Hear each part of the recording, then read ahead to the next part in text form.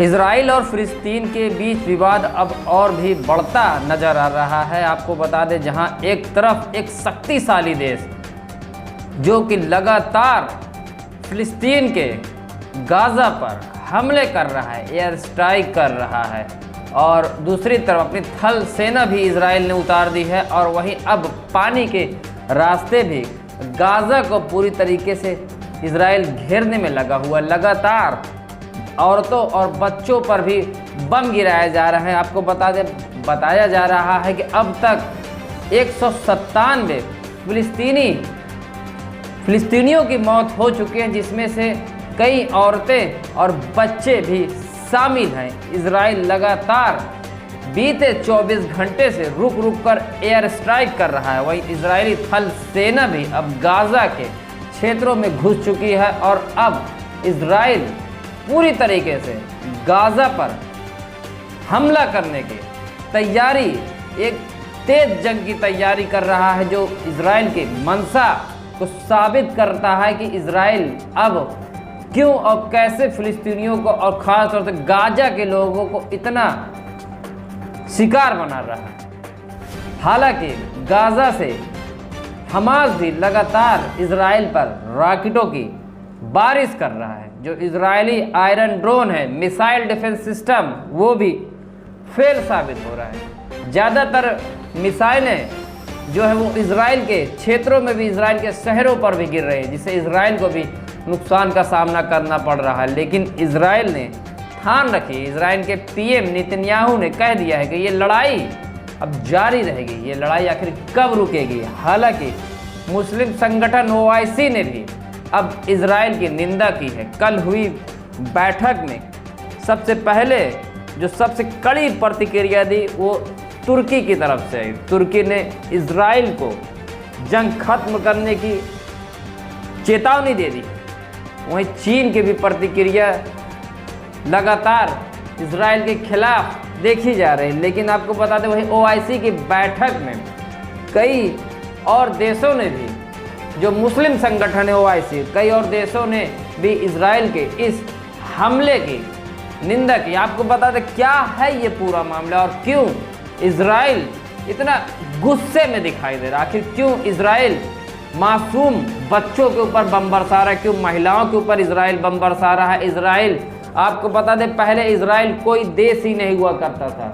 Israel की आज़ादी के बाद से इजराइल लगातार फिलिस्तीन के क्षेत्रों पर और भी दूसरे जो क्षेत्र, जो उसके बॉर्डर के क्षेत्र हैं, जैसे जॉर्डन है, सीरिया है, लेबनान है, कई क्षेत्रों पर वो कब्जा कर चुका है। इजराइल ने अभी तक अपनी बॉर्डर की सीमा नहीं तय की है। इसी वजह से इजराइल लगातार अतिक्रमण कर रहा है। हालांकि आपको ये भी बता दें कि जो फिलिस्तीन से लड़ रहा है हमास संगठन, जिसको इजराइल और इजराइल का सहयोगी, पूरे तरीके से सहयोगी देश अमेरिका एक आतंकवादी संगठन मानता है, वहीं इजराइल को तुर्की जैसे देश खुद एक आतंकवादी देश के तौर पर कहते हैं।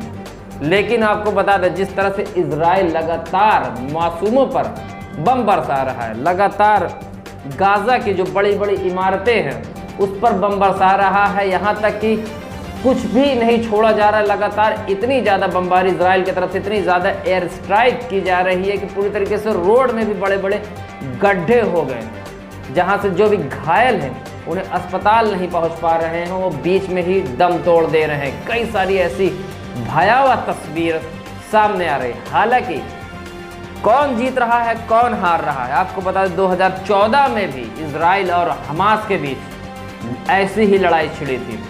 हालांकि तब भी हमास ने इजराइल पर रॉकेटों से पलटवार किया था, लेकिन इजराइल को कुछ खास नुकसान नहीं हुआ था। तब भी हमास को ही हार का सामना करना पड़ा था। लेकिन आपको बता दें, इजराइल जो एक सुपर पावर देशों के टॉप 10 के लिस्ट में आता है, और हमास की बात करें, एक आम संगठन फिलिस्तीन, जिसके पास ना तो टेक्नोलॉजी, ना तो लड़ाके, ना तो हथियार, ना कोई बहुत बड़ी फौज। आपको पता, सिर्फ हमास के जो लड़ाके हैं और वहाँ के जो युवा हैं वही लड़ाई लड़ रहे हैं और अपने मुल्क को आज़ाद कराना चाहते हैं।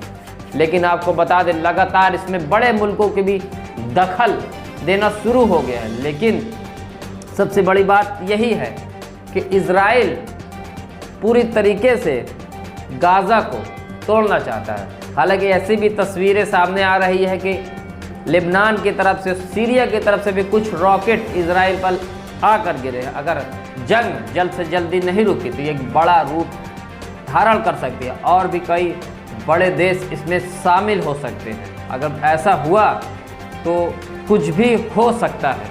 आपको बता दें सबसे बड़ी बात, जो भारत ने भी फिलिस्तीन के समर्थन में बात कह दी है, भारत की तरफ से भी जो प्रतिक्रिया आई है उसे इजराइल से जल्द जंग रोकने को कहा गया है और वही 2 नेशन की बात कही गई है। आपको बता दें 2 नेशन 2 स्टेट, इसका मतलब ये होता है कि इजराइल अपनी सीमा तय करे, फिलिस्तीन को फिलिस्तीन का क्षेत्र मिले और इजराइल को इजराइल का क्षेत्र मिले। हालांकि इससे जुड़े हुए जो भी हमारे पास और भी अपडेट आए कि हम आपको ज़रूर दिखाने की कोशिश करेंगे। आप जुड़े रहिए यूपी 9 न्यूज़ के साथ।